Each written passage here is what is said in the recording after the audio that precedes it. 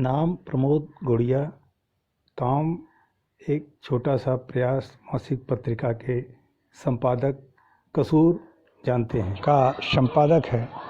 और जो ये चोट के निशान आपको दिख रहे हैं और जिस तरीके से बेड पर ये पड़े हुए हैं, ये देख करके आप अंदाज़ा लगा सकते हैं कि इनकी हालत कितनी ख़राब हो गई होगी। इनकी ये हालत करने वाले क्षेत्र के ही एक माफिया महेश निषाद और उनके साथियों ने किया है, जो कि आप जानते हैं कि चुनावी माहौल चल रहा है और इस चुनावी माहौल में उनको ये लगा कि प्रमोद गुड़िया के वर्चस्व के कारण, इनके इंटरफेयर के कारण उनकी पार्टी से टिकट कट जाना और इस चुनाव में जो वोटिंग हुई है उस वोटिंग के दौरान अपनी हार को सुनिश्चित देखते हुए जब बौखलाहट चढ़ी तो प्रमोद गुड़िया और उनके परिवार पर उन्होंने 20-25 लोगों के साथ मिलकर धारदार हथियार और लाठी डंडों के साथ हमला कर दिया, जिससे प्रमोद गुड़िया, मयंक गुड़िया, शुभम गुड़िया सहित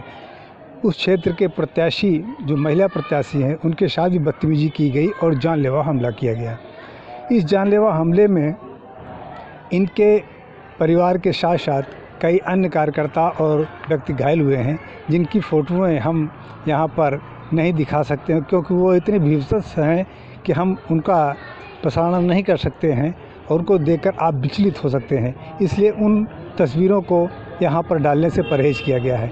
लेकिन ये देखना महत्वपूर्ण है कि क्या कोई इतना सशक्त हो सकता है कि एक पत्रिका के संपादक के ऊपर भी हमला कर देगा, पत्रकार के ऊपर भी हमला कर देगा। बता दें कि पिछले काफ़ी दिनों से क्षेत्र में आतंक का पर्याय रहे एक शख्स को 17 मुकदमे इस समय उनके ऊपर चल रहे हैं और उसमें 7 क्रिमिनल एक्ट भी है। पूर्व सभासद राजेश्वरी कश्यप के ऊपर भी हमला करने के आरोपी ये रहे हैं और न जाने कितने लोगों पर ये हमला कर चुके हैं। लेकिन पुलिस की जो प्रभावी कार्रवाई होती है वो 151 और थोड़ी सी गिरफ्तारी के कारण जो इनको राहत मिल जाती है, इसके कारण उनके मनोबल बढ़े रहते हैं। जब मनोबल बढ़े रहते हैं तो वो कोई भी अन्य घटना करने पर प्रेरित रहते हैं। इस तरीके से देखा जाए तो अब इस मामले में इनको गिरफ़्तार करके 4 साथियों के साथ गिरफ़्तार करके जेल भेज दिया गया है और इनके ऊपर धारा 307 सहित कई गंभीर धाराएं लगी हुई हैं। लेकिन देखना ये होगा कि इस घटनाओं से ये कितना संज्ञान लेते हैं और आने वाले समय में कितना लोगों पर जो भय इनका व्याप्त है उससे कितना लोगों को निजात मिलती है।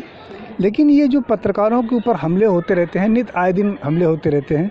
अभी दिल्ली में भी जो पत्रकार के ऊपर हमला हुआ है उसमें वहाँ पर जो खिलाड़ियों की कवरेज करने गई पत्रकार को ज़बरदस्ती टांग कर लेके गए, महिला आयोग के सदस्य को भी टांग के ले गए। इस तरीके की जो घटनाएं हो रही हैं, पत्रकारों के साथ उचित व्यवहार नहीं हो रहा है। इसका भी एक जिम्मेदार कारण ये है कि प्रभावी कार्रवाई जो पत्रकारों के ऊपर हमले होने के कारण होने चाहिए थे वो प्रभावी कार्रवाई नहीं हो पाती है।